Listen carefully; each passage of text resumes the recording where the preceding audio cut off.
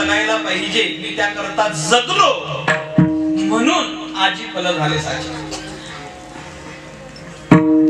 ज्याकरता जगायला पाहिजे त्याकरता जगलो म्हणून मला जगलेल्या आयुष्याचा आनंद वाटते. माणसाला जे आपण आयुष्य जगलो ना त्याचा आनंद वाटायला पाहिजे. बरं, बऱ्याच लोकांना काही लोक असे जीवन जगतात की त्या जगण्याचा आनंद त्याही वाटत नाही, घरातल्याही वाटत नाही, गावातल्याही वाटत नाही, अख्खं गाव वाट पाहिजे.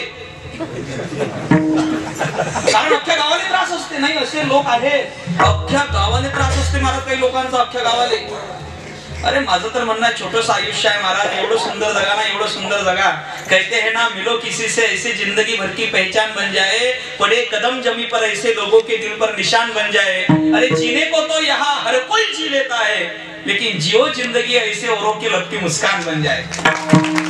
आपण जन्माला आलो पण जाताना आपल्याला लाखो हृदयात जागा करून जाता आलं पाहिजे. जगलेल्या आयुष्याचं कौतुक ज्याला वाटते ना तो जगला महाराज. तुकोबराय म्हणतात मला कौतुक वाटते, कौतुक वाटते झाली या वेचाचे. मला कौतुक वाटते. बऱ्याच लोकांना हळहळ वाटते. 70-80 वर्षाचं वय झालं आणि असे लहान लहान टाळकरी पाहिले की बऱ्याच लोकांना वाटते पहिले टाळकरी झालो असतो, ज्ञानोबरायच्या सोहळ्यात आयुष्यात एकदा तरी वारी केली असती तर बरं झालं असतं. पण आता विचार करून काही फायदा नसते, कारण आता बसल्या जागेवरून उठवत नसते. प्रत्येक गोष्टीचा एक काळ असते की नाही, प्रत्येक गोष्टीचा देवानं काय. समजा एखाद्या माणसाने जर 70-80व्या वर्षी जर 5 मजली इमारत बांधायची ठरवली, काय होईल? वर्षी श्राद्ध वास्तुशांती दोन्ही कीर्तन एकाच दिवशी. समजा त्याने बिल्डिंग बांधली तरी त्याला त्याचा काय आहे, कर्तृत्व माणसाच्या हाती असते तरी भोक्तृत्व माणसाच्या हाती आहे. एका माणसाला गोड पदार्थ आवडायचे, त्याला वाटलं साखर कारखाना असला पाहिजे, त्याने कारखाना उभा केला, साखर कारखाना उभा केला. पण कारखान्याचं उद्घाटन ज्या दिवशी तब्येत बिघडली, खाली पडला, चक्कर आला, डॉक्टरकडे गेला. डॉक्टरनं चेकअप केलं आणि सांगितलं भाऊ तुम्हाला शुगर आहे, गोड खाता येणार नाही. साखर कारखाना उभा करणं याची हाती आहे, पण उपभोग घेणं याच्या हाती नाही. मला मुद्दा एवढा काय आहे, कर्तृत्व. एखादा माणूस म्हणते ना स्वबळावर त्याला एखादी गोष्ट, एका माणसाला वाटायचा आपला बंगला असला पाहिजे. बंगल्यासाठी पैसा लागतो, पैसा गोळा करत राहिला, पैसा गोळा करता करता आयुष्याची 70 वर्ष निघून गेली. कुठं दान धर्म केला नाही, तीर्थयात्रा केली नाही, बंगल्याकरता पैसा लागतो, पैसा पैसा पैसा करता करता 75 वर्ष संपली, त्याने बंगला बांधायला सुरुवात केली. काही वर्षात 5 कोटीचा बंगला उभा राहिला, पण त्या बंगल्याचा उपभोग घेण्यासाठी त्याच्या इंद्रियांनी त्याची साथ सोडली होती. एवढा शाही बंगला होता, त्याला उपभोग घेता आला नाही. शेवटी त्याचा मृत्यू झाला आणि आयुष्यभर गोळा केलेल्या पैशातून बंगला बांधला. बंगल्यातून मेल्यावर 7 तासात नातेवाईकांनी घरातून बाहेर काढलं. बंगल्यात झोपायला त्याला मास्टर बेडरूम, त्यावर लुसलुशीत गादी होती, तरी मात्र त्याच्या नशिबी जुनी पुराणी लोखंडी खाटण फाटकं बेडशीट होतं. बंगल्यात आंघोळीला 5 लाखाचा बाथरूम होता. किती लाखाचा?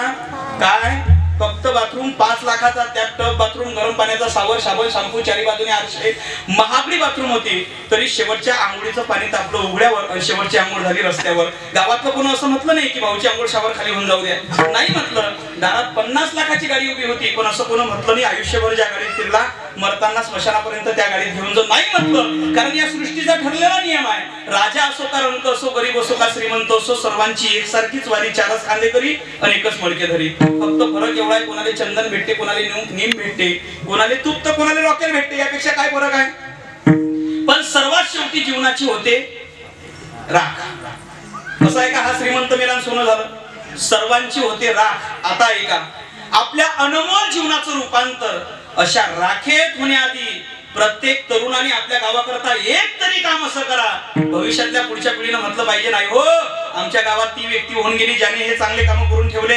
आमच्या गावात ती व्यक्ती होती गरीबाच्या दुःखामध्ये धावून जायची. आमच्या गावात ती व्यक्ती होती, अर्ध्या रात्री जर दार ठोकलं असेल ना गरीबाने तर त्याला त्याच्याकरता धावून आली. आमच्या गावात ती व्यक्ती होती परमार्थ करता पुढे राहायची. आमच्या गावात ती व्यक्ती होती की ज्याने आमचं गाव सुधरवलं. मला असं वाटते हे शब्द ज्या माणसाच्या जीवनाबद्दल निघत असतील तो जीवन जगला, तो जीवन.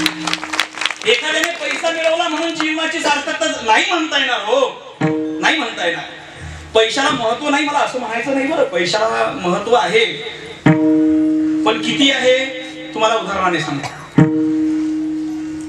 तुमच्या गावात स्वयंपाक करतात ना, स्वयंपाक करतात. स्वयंपाकामध्ये कणिक घेतल्यानंतर त्याच्यामध्ये सगळ्यात पहिल्यांदा पाणी टाकतात का काय टाकतात? मीठ टाकतात. म्हणजे मिठाने स्वयंपाक काय होतो? चांगला होतो, बरोबर आहे ना. नाही मीठ टाकलं तर स्वयंपाक चांगला लागतो का? नाही, मिठाने चांगला होतो. मग मिठाने जर स्वयंपाक चांगला होत असेल तर तुम्ही थैल्याच्या थैल्या टाकता काय? नाही. किती टाकता? योग्य प्रमाणात टाकता. तसं जीवनामध्ये पैसाही योग्य प्रमाणात असला पाहिजे। कहते हैं ना पैसा नमक की तरह है, जो जरूरत से ज्यादा हो तो जिंदगी का स्वाद बिगाड़ देता है। इतिहास में आपको कई ऐसे उदाहरण मिल जाएंगे जिनके पास पैसा तो बेशुमार था, मगर फिर भी वो मरे तो उनके पास रोने वाला भी कोई नाही था। म्हणून तर आमचा इतिहास सांगते की पैसा आला की उन्मत्त होऊ नका। बऱ्याच लोकांजवळ पैसा आला ना की त्यांना असं वाटते आपल्याला गावाशी काम नाही, नातेवाईकाशी काम नाही, पुन्हा असे ताट चालतात ते असे। माझं म्हणणं आहे दादा, अरे 100 पोराचा बाप आणि भारताचा सम्राट धृतराष्ट्र अरण्यात जळून मेला आणि माझे तुकोबाराय साध्या झोपडीमध्ये राहायचे तरी त्यांना घ्यायला जगाचा बाप विमान घेऊन आला। पैसा मिळवला म्हणून जीवनाची सार्थकता झाली आपल्याला म्हणता येणार नाही। एखाद्याने मोठा बंगला बांधला का हो जीवनाची नाही म्हणता येणार। घराचं काय महाराज, आज ज्या घरामध्ये आपण राहतो त्या घरामध्ये आपण उद्या असूच असं काही नियम आहे काय? आपल्या जागी फक्त आपला एक बाई दिवसा काय असेल तोही काय झालंय लाईट गेली आपल्या कोणते वायर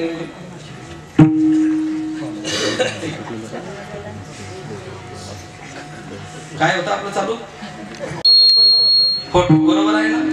आपण केवढंही घर बांधलं तरी आपण गेल्यानंतर आपल्या घरामध्ये आपला एक बाई दिवसा काय राहील फोटो। तोही मुलगा चांगला असला तर राहील, नाही तर तो फोटो लावला तर तो काय कायम राहणार आहे का? तो फोटो काही दिवसांना खाली पडेल, फक्त खिळा राहील, काही दिवसांनी तो खिळाही खाली पडेल, फक्त छिद्र राहील। कोणाच्या घरात?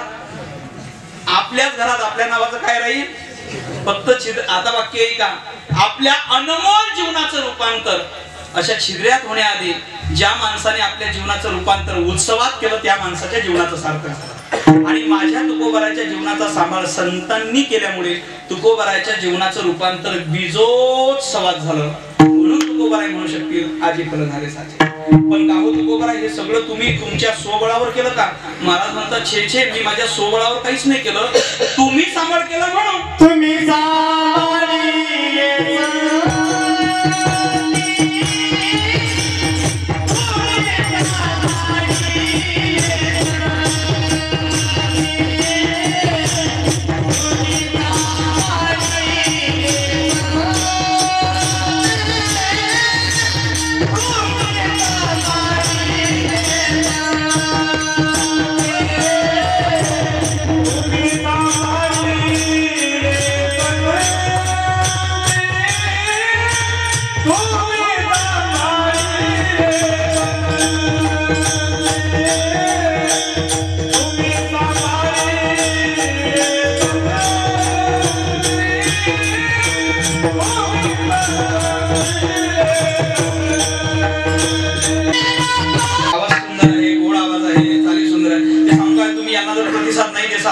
तर ते कसं होईल सांगू का विनोद भाऊ?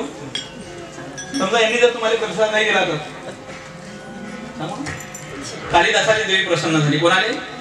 कालिदासाले। कालिदास खूप मोठे कवी होते, कालिदास कवी होते। मांग कालिदासा काय पाहिजे? कालिदास म्हणतात माते तुमची कृपा आहे खूप झालं, नाही मांग काय पाहिजे?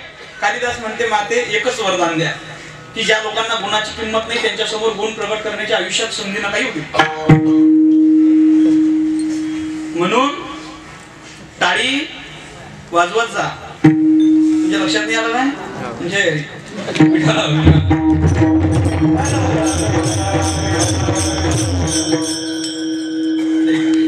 तुकोबाराय म्हणतात तुम्ही संतांनी सांभाळ केला, माझ्या जन्माचं सार्थक झालं।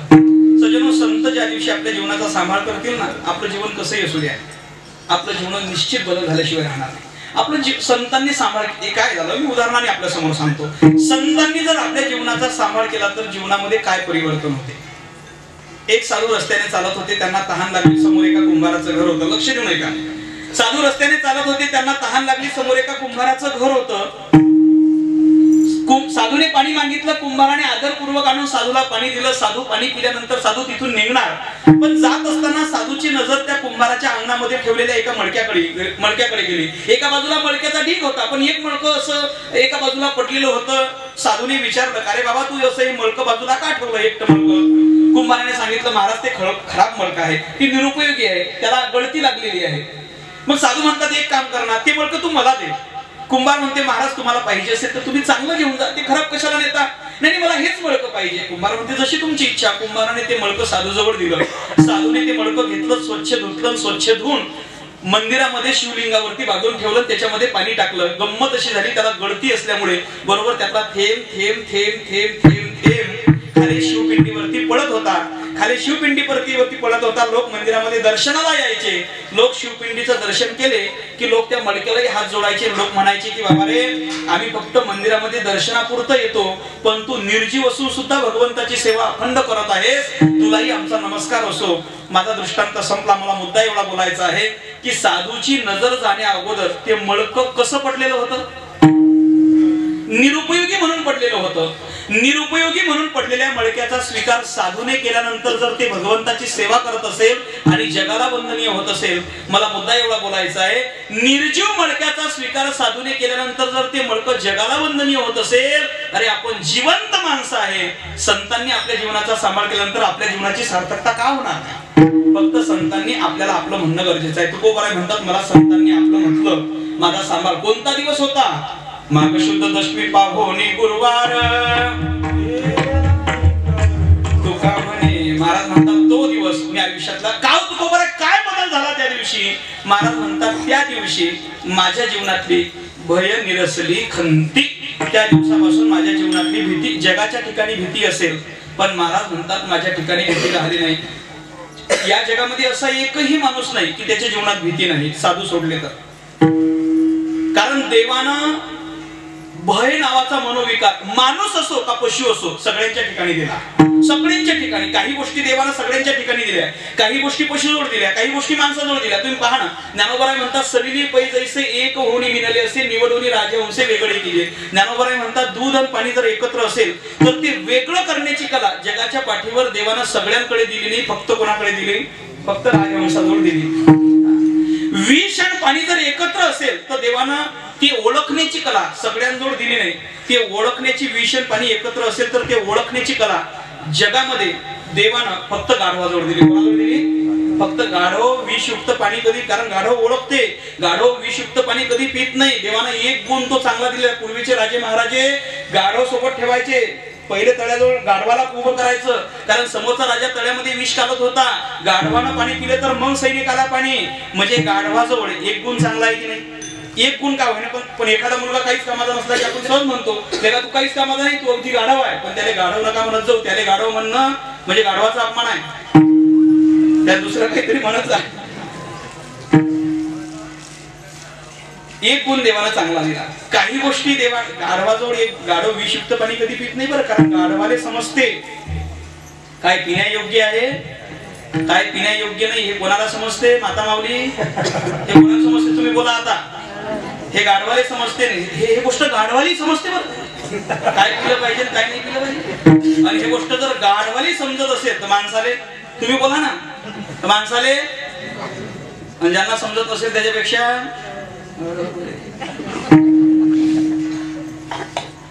देवानं चार गोष्टी अशा आहेत की माणूस असो का पशु असो समान दिल्या. चार गोष्टी भागवतामध्ये श्लोक आहे, आहार निद्रा भय मैथुनंच सामान्य एतत् पशुभी नराणाम. आहार, आहार म्हणजे भूक. मला सांगा, भूक माणसाला लागते का भूक पशुला लागते? मी सोपी करून सांगतो, भूक माणसाला लागते का भूक कुत्र्याला लागते? तुम्ही बोलत नाही, मी येऊ का घरी जाऊ? भूक माणसाला लागते का कुत्र्याला लागते? दोघांनाही भूक लागते की नाही? काही फरक आहे का? फक्त फरक एवढा आहे, कुत्र्याला भूक लागली तर कुत्रा मालकासमोर येऊन शेपूट हलवतो, मालकाला भूक लागली तर मालक मालकीने समोर जाऊन ताट वाढवून मागतो. तुम्ही पुढचा विचार नका करू. लगेच पुढचा विचार करू.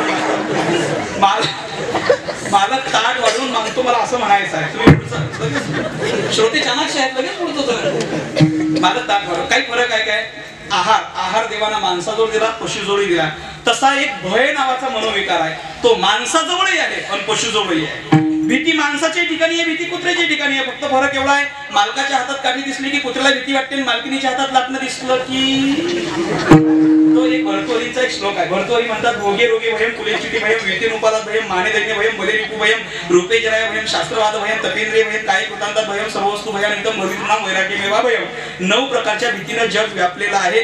पण जगद्गुरु तुकोबाराय म्हणतात, ज्या भीतीनं जग व्यापलेलं आहे ते 9ही प्रकारची भीती संतांच्या कृपेने आमच्या ठिकाणची संपली. भोगे रोगे, मी प्रमाणाच्या भाषेत बोलून पुढे चालतो. भोगे रोगे भयम भीती आमच्या ठिकाणची संपली, कारण संतांच्या कृपेने युक्त आहार विहार कुलेच्युती भयम भीती संपली, कारण संतांच्या कृपेने आम्ही झालो अग्निरूप. विस्तार करायचा झालं तर भोगे भोगे, भोगाच्या ठिकाणी रोगाची भीती असते. आमची महाराज म्हणतात आमचा आहार चांगला झाला त्यामुळे रोगाची भीती नाही. पतन त्याचं होते त्याचं पाप असते. आम्ही झालो अग्निरूप लागून यदि पाप पुण्य, पापच नाही तर पतन कसलं, हेही भीती संपली. माने दैन्य भयम, मान अपमानाची भीती संपली, कारण मानधम्म चेष्टा हे तो सुकराची विष्ठा. बलिरिपू भयम भीती संपली, कारण बळीयाची अंकित आम्ही झालो बळीवंत. रूपी जरा भयम भीती संपली, कारण संतांच्या कृपेने कळालं देह जाईल याच्याविषयी असणारं, शरीराविषयी असणारं ममत्व संपलं, हेही भीती संपली. आणि शेवटी आहे महाराज म्हणतात काळाची भीती. जगाच्या ठिकाणी प्रत्येकावर काळाची सत्ता आहे. इथं जो जो जन्माला आला त्याला त्याला जावं लागणार आहे. प्रत्येकाला तारीख वेळ ठिकाणी वेगळी असेल, पण आया है सो जाएगा, राजा रंग फकीर, जावं लागणार आहे की नाही. कधीतरी आयुष्य संपणार आहे की नाही. घरामध्ये तुम्ही सिलेंडर संपला की माणसाला सांगता की एवढा सिलेंडर भरून आणा. माणूस जातो सिलेंडर भरून आणतो, घरातल्या बाईजवळ देतो. घरातली बाई हुशार असते, त्या सिलेंडरवर नाही तर कॅलेंडरवर ते बाई सिलेंडर आणल्याची तारीख लिहिते. बरोबर आहे ना, की आपल्या घरी अमुक तारखेला सिलेंडर आणला. पण मी तुम्हाला चॅलेंज देऊन सांगतो, ती बाई किती शिकलेली असू द्या, MA PhD झालेली असू द्या, त्या बाईला सिलेंडर आणल्याची तारीख लिहिता येते, पण सिलेंडर कधी संपेल याची तारीख लिहिता येते का नाही लिहिता येत बरं? का नाही लिहिता येत? कारण ते सिलेंडर आहे, ते कधी संपू शकते, त्याची काय शाश्वती. जसं ते सिलेंडर तसं हे एक आहे. फक्त सिलेंडर मधल्या माझ्याकडेच नका पोहोचू, याची काही शाश्वती नाही, कारण काळाची सत्ता जगावर आहे. पण महाराज म्हणतात आम्ही जगा काळ खाये, आम्ही माथा दिला पाय. महाराज म्हणतात जगावर काळाची सत्ता असेल, पण आता आमच्यावर तो सत्ता गाजवू शकत नाही. अशी काळाचीही भीती आमच्या ठिकाणची संपली. आमच्या जीवनातली खंतही संपली, भयही संपली, आणि आता जीवन कृतार्थ झालं. कृत